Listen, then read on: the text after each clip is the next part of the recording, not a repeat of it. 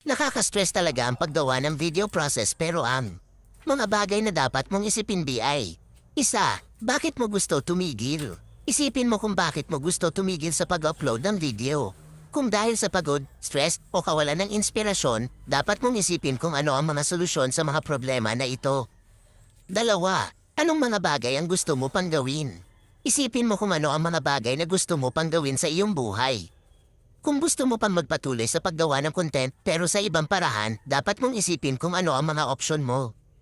Tatlo, anong mga bagay ang importante sa iyo? Isipin mo kung ano ang mga bagay na importante sa iyo.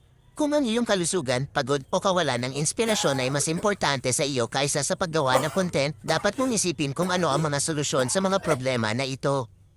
Mga opsyon dapat mong isipin. Isa, magpahinga muna kung napapagod ka na, dapat mong isipin na magpahinga muna. Magbigay ng oras sa iyong sarili upang makapagpahinga at makapag-recharge. Dalawa, maghanap ng mga bagong inspirasyon kung gusto mo pang magpatuloy sa paggawa ng content pero kawalan ng inspirasyon, dapat mong isipin na maghanap ng mga bagong inspirasyon. Maghanap ng mga bagong ideya, mga bagong tema, o mga bagong paraan upang magawa ang iyong content.